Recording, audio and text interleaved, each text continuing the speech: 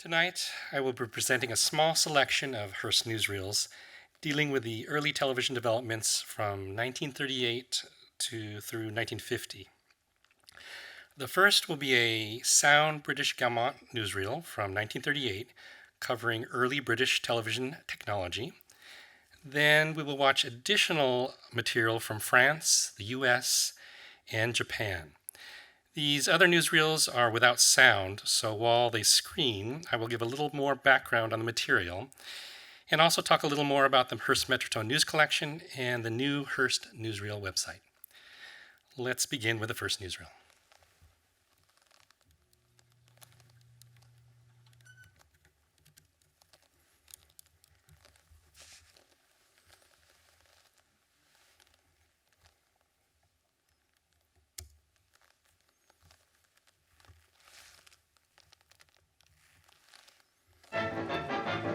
With these pictures of the original television apparatus now in the South Kensington Museum, we introduce Mr. John Baird, the inventor.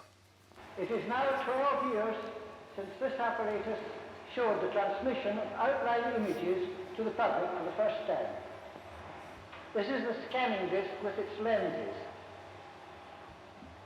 This is the second disc by which the light is further divided and passes into the light cell. This apparatus was shown to members of the Royal Institution and others on January 27, 1926, and showed through television images in light and shade for the first time. The disastrous fire at the Crystal Palace destroyed much valuable apparatus, but despite that, great strides have been made in 12 years. Television pictures have even been shown in airliners. Today we are able to show television on screens large enough to be shown to a cinema audience, and have recently been able to send wireless television pictures in color. As we continue with footage on early French television's educational programming, I wanted to mention a couple of things about the previous newsreel. John Baird, who was featured, was a Scottish inventor who was a major contributor to the development of television. As mentioned, he demonstrated the world's first live working television system in January 1926, and went on to invent the first publicly demonstrated color television system. A side note, the newsreel mentioned the disastrous fire that destroyed London's Crystal Palace on November 30th, 1936. Before the fire, sections of the palace had been used for tests by Mr. Baird for his mechanical television experiments, but sadly, much of his work was destroyed in the fire. The first shot of the NBC television studio in New York is of the projection room, including two iconoscope cameras and the camera operators. This is followed by a shot of the production director, the technical director, the video control engineer, and the sound engineer at work.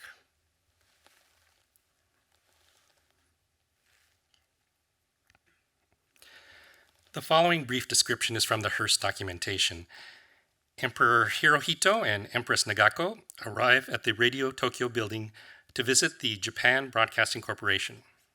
After watching an orchestra, the imperial couple have their first glimpse of Japanese television, aided by American SCAP radio engineers. SCAP being the Supreme Commander for the Allied Powers, General MacArthur. The engineers are from his staff. This is a reminder that in 1949, Japan was still under American occupation. While we continue to watch this footage, let me give a little background on the Hearst Metrotone news collection. The collection was donated to the University of California in 1981, including copyright. The archive has approximately 27 million feet of newsreels.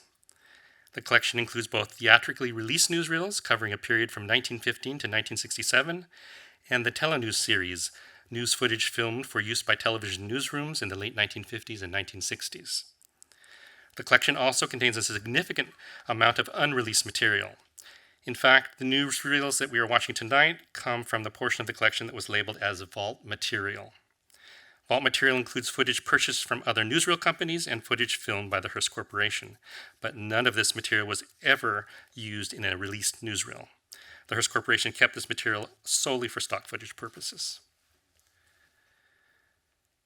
Regular television broadcasting began in Japan in 1950.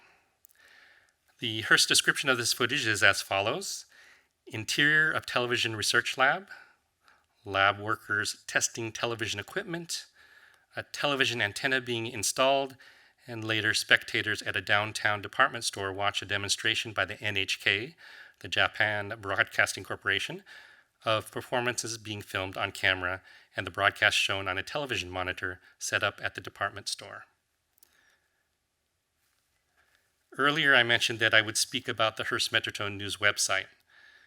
Over the past 8 years, UCLA, along with its partner, the Packard Humanities Institute, have been digitally scanning newsreel material from the collection.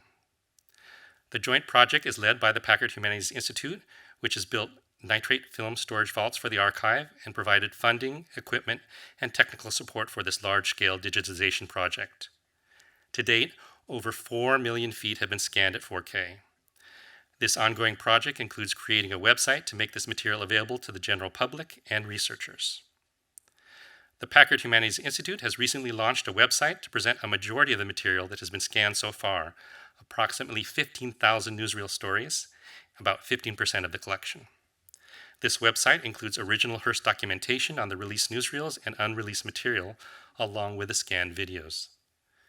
It is a very exciting development, and the website is now available at newsreels.net. In case you didn't catch that, that's newsreels.net.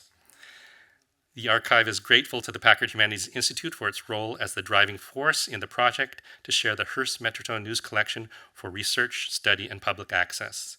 The website is the first phase of a multi-year project to make the entire Hearst newsreel collection accessible to the public. I hope that you all check out the website. And of course, this concludes my presentation. Thank you.